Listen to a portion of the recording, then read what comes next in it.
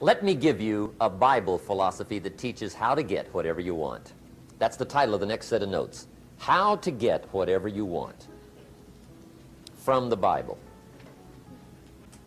Now again, I'm an amateur when it comes to the Bible. I'm not a pro. But this I can quote, and I think that'll be sufficient. How to get whatever you want. Here's what it says if you're ready. It says, ask. That's it. End of notes. Ask. If there's one art in life to learn extremely well, that's got to be one of them. The art of asking. What does ask mean? Ask means, what do you want? And the formula is staggering. It says ask and what? A guy ought to look into that.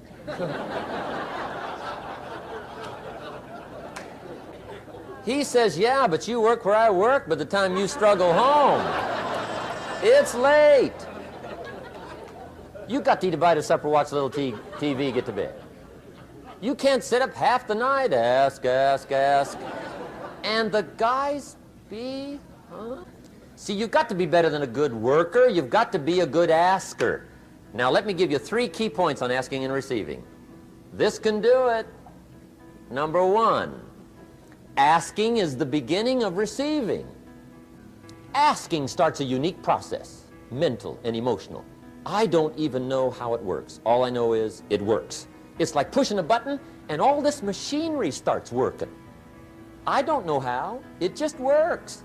There's a lot of things you don't need to know how. Just work them. Some people are always studying the roots. Others are picking the fruit. I mean, it depends on what end of it you want in on. Asking is the beginning of receiving, so start the process. Here's number 2. Receiving is not the problem. Receiving is automatic. Now, if that's true, receiving is not the problem, what's the problem? Failure to ask might be one of your major problems. I don't know. Check it out. The guy says, oh, now I see it. I got up last year and hit it every day, but there's not a scrap of paper with my goals on it. Good worker, poor asker. So you got to change that. Here's number 3. Receiving is like the ocean. There's plenty, especially in California. It's like an ocean here. Success is not in short supply. It isn't rationed, and you stepped up to the window and it was all gone. No, no, no. It's like an ocean here. Now, if that's true, what's the problem? Well, some people go to the ocean with a teaspoon. Have you got the picture? See, what you want to do in view of the size of the ocean is trade your teaspoon for at least a bucket, and you'll look better down at the ocean. Kids won't make fun of you, right? Okay. Now, there's 2 ways to ask, and we'll wrap up goal setting. 2 ways. Here's number 1. Ask with intelligence. It didn't say ask intelligently, but I'm sure it meant that. Don't mumble.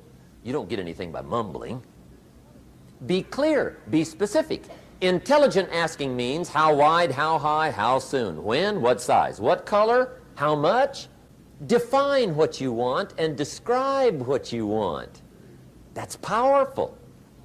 In the weekend seminar we teach, goals become like a magnet. They pull you that direction. And the better you describe them, the more they pull. So ask intelligently. Here's number 2. Ask with faith. That's the childish part of the equation. Believe you can get what you want like a child. Not an adult. Adults are too skeptical.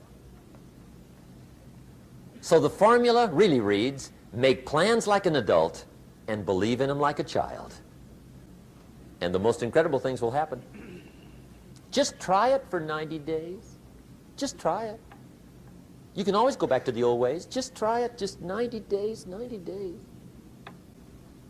Now here's the last qualifying phrase on goal setting, as we promised to qualify everything. And it simply goes like this. Remember, you won't get everything you want. And we've already studied the reason for that. Simply, sometimes it hails on your crop and rains on your parade. It's that kind of planet. So you won't get everything you want, but if you will work this goal-setting formula, you can get plenty for wealth and happiness. Okay, that's goal setting. We use it around the world. We recommend it. Now, maybe it won't work as well for you as it has for me. I don't know. Maybe not. But what if it did? You got to try. Now, why would we pay somebody only $4 an hour? They're not very valuable to the marketplace. Now, we got to make that distinction, to the marketplace. Might be a valuable brother, a valuable member of the community, valuable member of the church, valuable member in the sight of God, to the human family, of course, those kind of values. But to the marketplace, which is called what? Reality. Reality is, if you're not very valuable, you don't get much money. Those are called the facts. I mean, that's how that is. Well, then how do you get more money? Simple answer. Somebody says, well, I'll go on strike for more. Well, here's a major problem with that. Here's a major problem with that. You can't get rich by demand. Somebody says, well, I'm waiting for a raise. I'm telling you, it's easier to climb than to wait for a raise. Why not just become more valuable rather than wait? I'm telling you, that's the key to all good things. Becoming more valuable. Why would we pay somebody $400 an hour? They've become more valuable to the marketplace. See how this works? I'm telling you, this stuff is so easy. This is America. This is a ladder. How far is it from 4 to 5? I'm telling you, it's not far. $4 to $5 an hour? If you work for McDonald's, haul out the trash, they'll pay you $5 an hour. If you whistle while you haul out the trash, they'll pay you $5 an hour. I'm telling you. You'll get an extra $1 just for a good attitude. Yay, McDonald's. Wear the hat. It's incredible. $5. And then you just keep becoming more valuable, more valuable, more valuable. I got a telephone call 5 years ago. Company said, we're ready to expand internationally, we need some help. I was sort of semi-retired, right? Looking for the next exotic beach. They said, no, Mr. Rohn, we got a project for you, right? We're going to expand internationally, we could use your help. Next little while, we'll add some millions to your fortune, make it worth your while. I said, okay. I thought later, isn't that interesting that they called me? My second thought was, of course they'd call me. Who else would they call? I mean, you know, I can get the job done. Now, how come I got a telephone call worth millions? I had become valuable. Now, I'm a farm boy from Idaho. I was raised in obscurity. 1 year of college, and I thought I was thoroughly educated. Made all kinds of mistakes galore. At age 25, the creditors are calling me saying, hey, you told us the check was in the mail. I got pennies in my pocket. I got nothing in the bank. I'm behind on my promises. How come I get a telephone call 5 years ago and it's worth millions? I changed. I turned my life around. Is it possible to become worth millions? Speaking economically, now there's a lot of values to become, but let's just talk economics. Is it possible to become that valuable? And the answer is, of course, of course. Now let me give you the secret. Shoaff said, here's the secret, Mr. Rohn. Learn to work harder on yourself than you do on your job. Once I got that, it turned my life around. Learn to work harder on yourself. Results. Every once in a while, you got to take a measure. See how you're doing with these three pieces: philosophy, attitude, activity. Now we take a measure called results. What is the results at the end of the day, the results at the end of the week? You can't let too much time go by without checking. When time goes by, 6 years I'd been out there working when I met my teacher, Mr. Schoaf. Schoaf said, well, Mr. Rohn, let's just go through a little summary here. He said, in the last 6 years, how much money have you saved and invested? Let's go through a little tab list here. How much money have you saved and invested the last 6 years? I said, what? 0. He said, you have messed up. You remember these notes. I like that. You've messed up. He said, who sold you on that plan? I thought, my gosh, the man's right. I'm a nice guy. I bought the wrong plan. What if you were 50 and broke? Right? Didn't need to change countries. Bought the wrong plan. What a sad scenario that would be. But Schoaf said these questions. Let's go through some results. He said, how many books have you read in the last 90 days? I said, what? 0. Wisdom of the world available? Change your life, change your future. Wisdom of the world available. Develop any skill you want. Earn the kind of income you want. Have all the treasures you want, equities you want, relationship with your family that you want, everything that you want available, and the wisdom of the world to help you get it. Haven't read any books in the last 90 days. My teacher said, Mr. Rohn, you have messed up. I'm telling you, you've got the deal. Schoaf said, Mr. Rohn, in the last 6 months, how many classes have you taken to improve your skills? Or to develop new skills, go for the American dream, become rich and powerful and sophisticated and healthy and influential. How many classes have you taken in the last 6 months? I said, how many? 0. He said, you have messed up. He said, you don't need to unmess the country.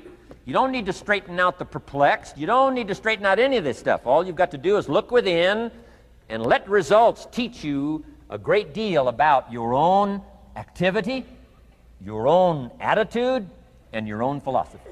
I went through that process. Take this phrase home. Results is the name of the game. What other game is there? Results. Here's all life asks us to do. Make measurable progress in reasonable time. Just take home that little phrase. Good phrase. We're asked in life simply to make measurable progress in reasonable time. We demand it of our children. How many years do you want your child to spend in 4th grade?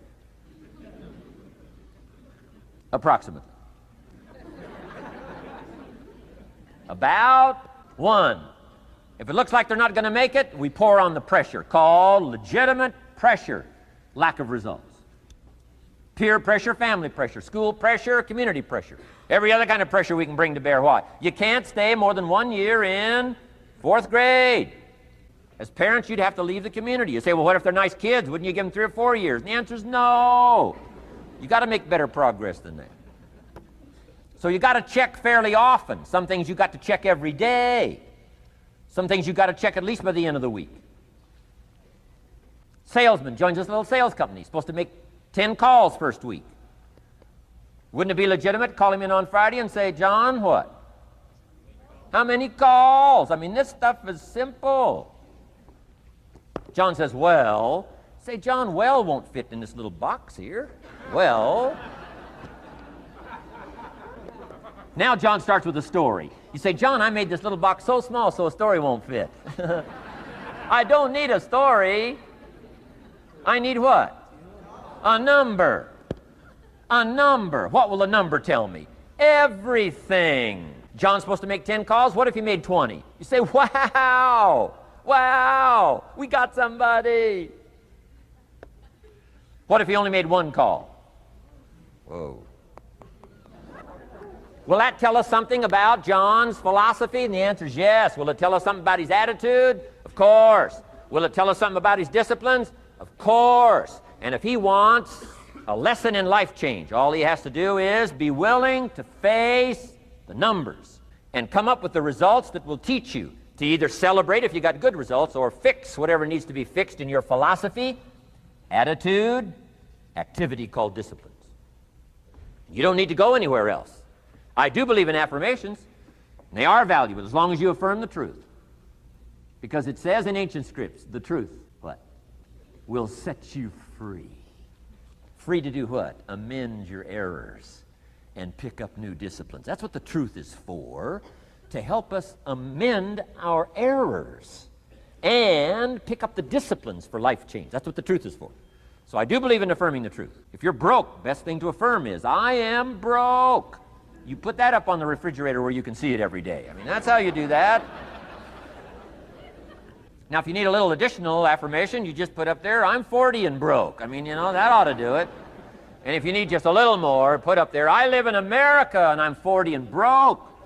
That's enough to turn your life around. It says, hey, something is wrong. Somewhere I have messed up. And I'm telling you, if you'll start with that, it's called the process of life change, and it doesn't matter how small the process is to start. One discipline starts it, and then one discipline feeds another, and the first thing you know, you've got this whole cycle in an upward positive motion. And it's called life change. It's called income change. It's called health change. Relationship with your family change. Equities unprecedented that you can have in numbers that will stagger the imagination if you do not curse what's available and start amending what's possible to get the results that you want. I don't think I can put it in. Let me give you the day that turns your life around as quickly as I can. I got 4 parts to the day that turns your life around, and then we're finished for the day. Number 1, disgust. Disgust. Disgust is a negative emotion, but it can have a very positive, powerful effect. Disgust says, I've had it. What an important day that could be. I've had it.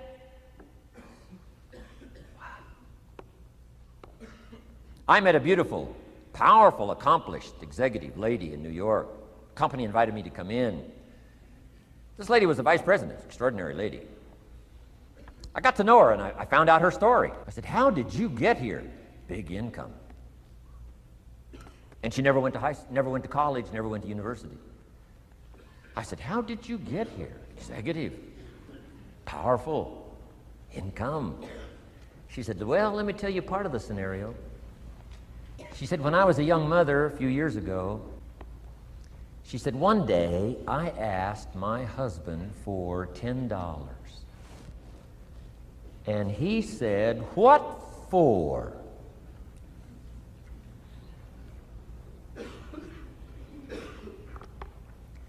She said, before that day was over, I decided I would never, ever ask again. She said, I started studying opportunity, found it, took the classes, put myself through the schools, did the scenario. Now I'm vice president. I make a lot of money. And she said, I kept my promise. I've never, ever had to ask again. It's called a life-changing day. The day you say, enough is enough. Now, if you can add an act to your disgust, it helps. A man takes a shotgun to his car, blows out every window, destroys every tire, puts 100 rounds in it, and says, I've driven this embarrassing thing for the last time. And then he saves it. He saves it. And later when somebody says, how did you become rich and powerful? He says, let me show you this car. One day I'd had it up to here, I blew it to smithereens. Enough is enough. Here's the last 3. Next is decision. Decision making is a life-changing day. If you went home today and in the next few days cleaned up a list of decisions, it could furnish enough inspiration for the next 5 years, 10 years. What an inspiring day, the day you can bring yourself to decide. And here's the 3rd one, desire, wanting too bad enough. Who knows the mystery of that? We don't know.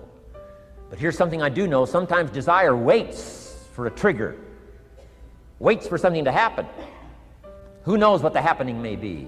A song, the lyrics, a movie, the dialogue, a seminar, a sermon, a book, an experience, confrontation with an enemy, a conversation with a friend who finally levels with you. Whatever the experience it is, it's so valuable. And here's my best advice. Welcome all experiences. You never know which one is going to turn everything on. Don't put up the walls. The same wall that keeps out disappointment keeps out happiness. Take down the walls. Go for the experience. Let it teach you. And here's the last one. Resolve. Resolve says I will, two of the most powerful words in the language. Benjamin Disraeli said, nothing can resist a human will that will stake its existence on its purpose. Shortly put, I'll do it or die.